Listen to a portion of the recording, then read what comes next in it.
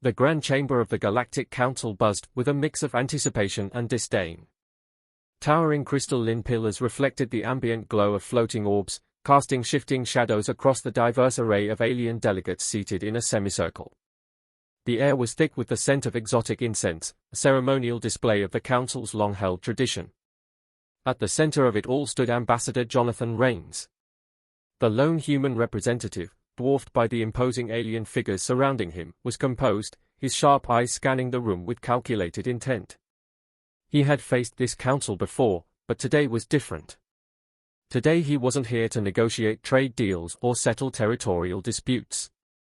He was here to deliver a warning. The council's murmurs quieted as High Chancellor Threx raised a slender clawed hand. His reptilian eyes glinted with amusement as he regarded the human with thinly veiled contempt. "Proceed, Ambassador Rains," Threx hissed, his voice a slick rasp that reverberated off the chamber walls. "Enlighten us on this threat your species wishes to present." Jonathan allowed himself a small smile, knowing full well how this would play out. He cleared his throat. "Members of the Council, I stand here not as a threat, but as a messenger. We've heard your discussions, your plans to teach Earth its place in the galactic order. I am here to advise against such actions, for your sake, not ours."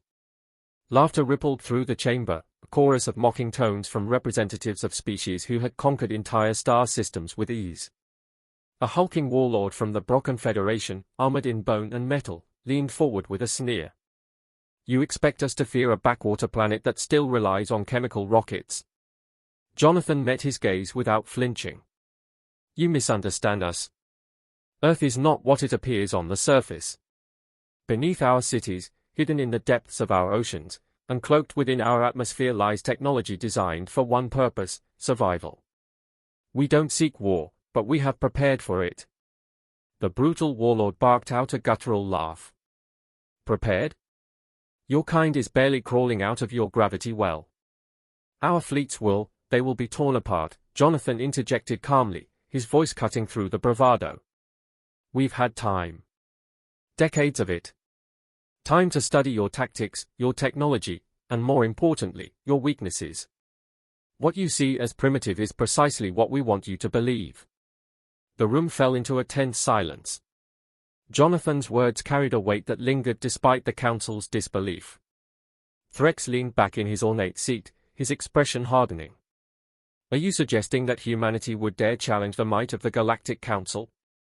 "No," Jonathan replied, his tone even. "I'm suggesting that if you proceed, you'll regret underestimating us." Threx's lip curled into a mocking grin. "Enough of these games. The Council has voted. Your Earth will be subjugated and brought into compliance like every other rogue world that stood in our way." Jonathan's smile faded, replaced by cold resolve. "Then I hope you're ready for what comes next." With that, he turned and exited the chamber, leaving behind a room filled with uneasy whispers. As the doors closed behind him, the council resumed its discussion, this time tinged with a hint of uncertainty. Threx silenced them with a dismissive wave. "Deploy the fleet. Let us see if these humans are as clever as they claim." As Jonathan walked down the silent corridors of the council's flagship, he allowed himself a brief moment of reflection. Earth was ready, more ready than any of these arrogant conquerors could imagine. He reached into his pocket and activated a hidden communicator.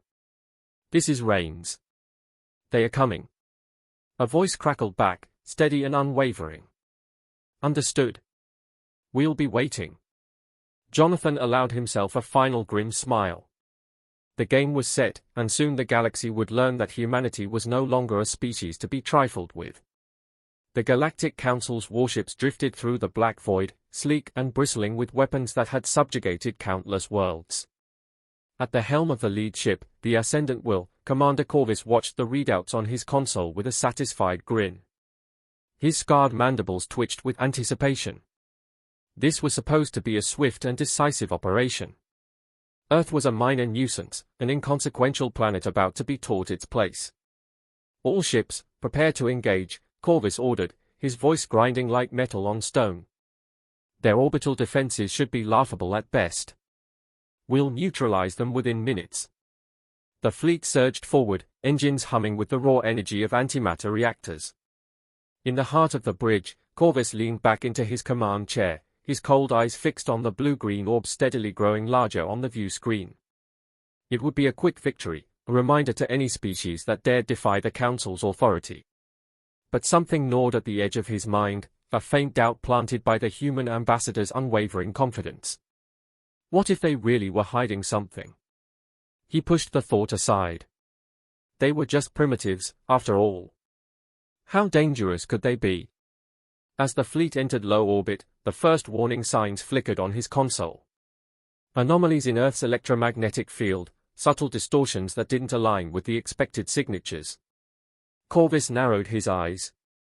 What's causing that interference? He snapped. One of his officers, a thin insectoid creature with compound eyes, hissed an alarm. Unclear, Commander. Scans show no active energy sources matching known weapon profiles. It's as if the atmosphere itself is resonating. Before Corvus could respond, the ship's alarms blared. A surge of energy, sudden and overwhelming, crackled through the fleet. The view screen flickered, displaying bursts of static interlaced with distorted images. The flagship stabilizers groaned as unseen forces gripped it from all sides. Panic rippled through the crew. Shields up. Evasive maneuvers. Corvus barked, but it was too late. From the depths of Earth's oceans, hundreds of silent, sleek craft rocketed upward, moving with impossible precision. These were not the lumbering warships the Council expected. They were predators, purpose-built for the kill. In an instant, they swarmed the invaders, their weapon systems designed not to destroy but to disable and capture.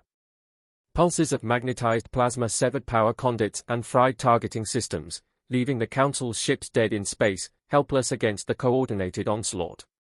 Corvus watched in stunned silence as his fleet was systematically crippled. His confidence evaporated, replaced with icy dread. The humans had baited them, drawing them into a trap so subtle, so precise, that it left no room for retaliation.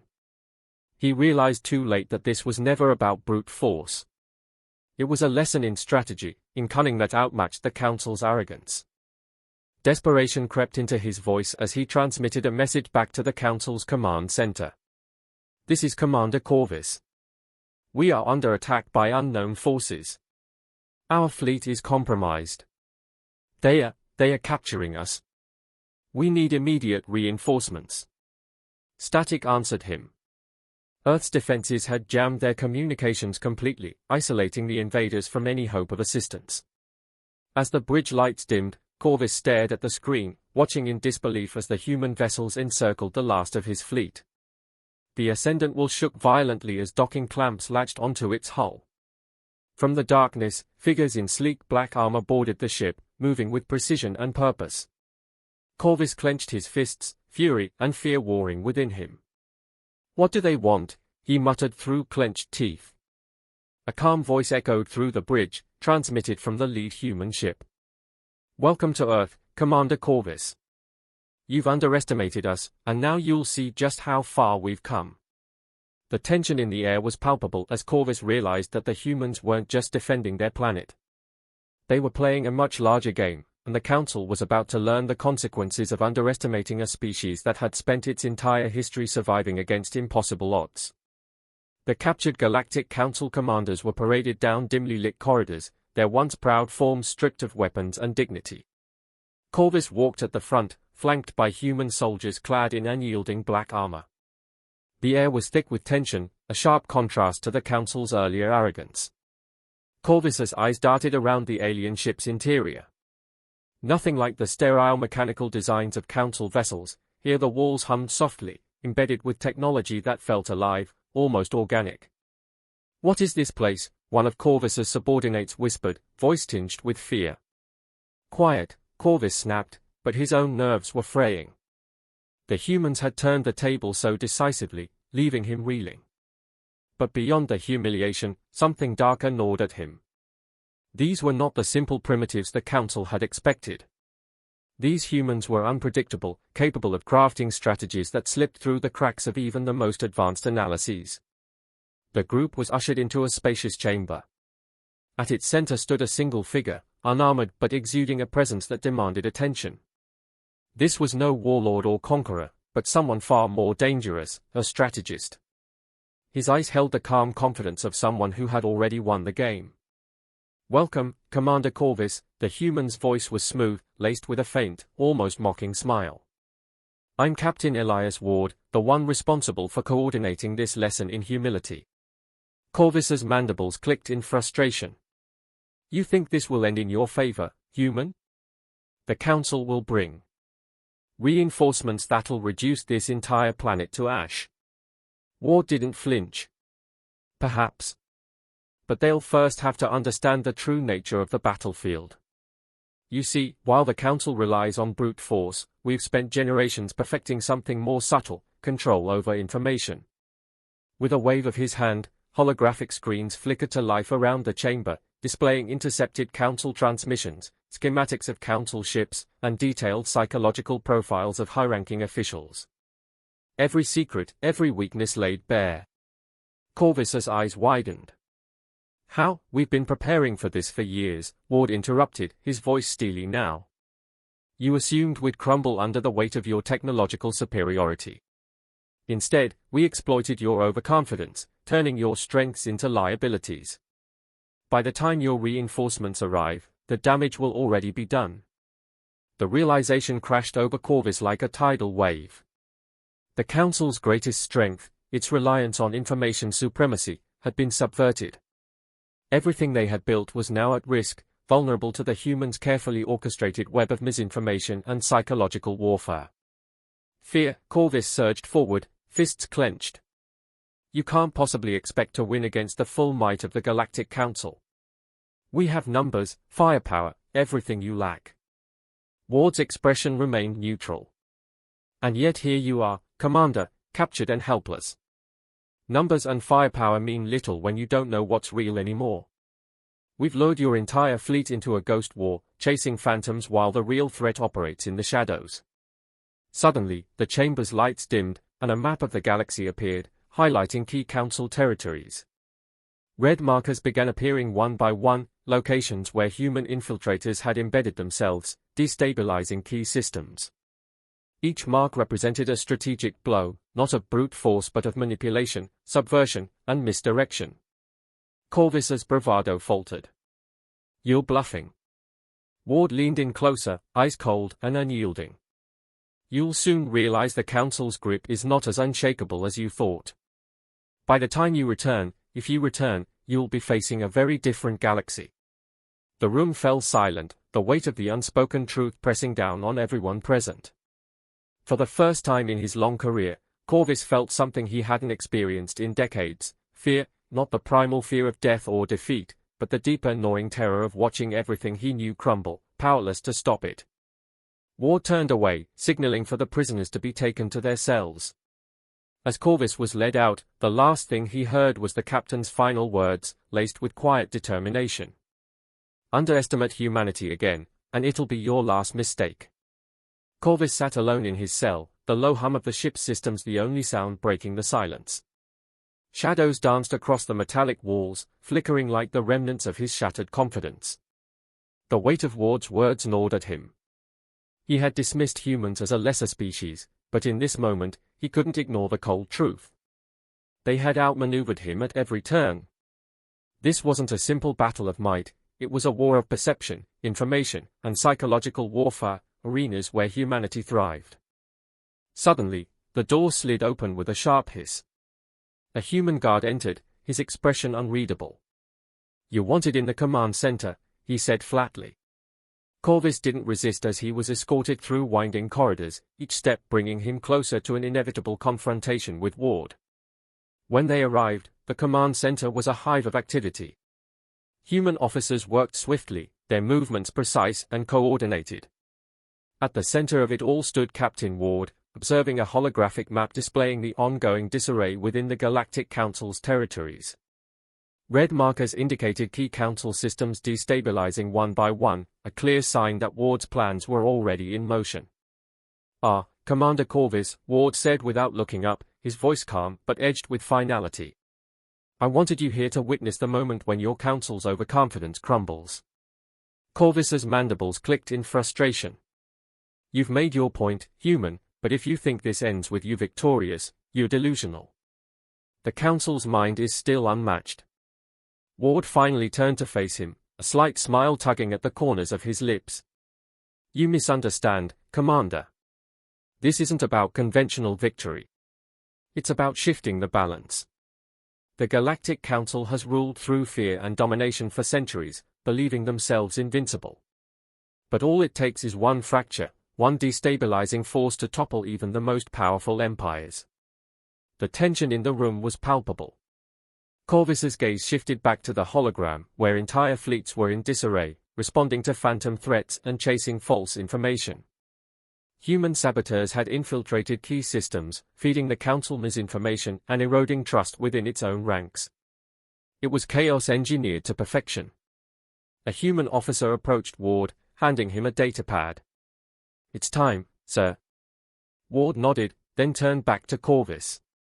The Council's reinforcements are en route, as expected.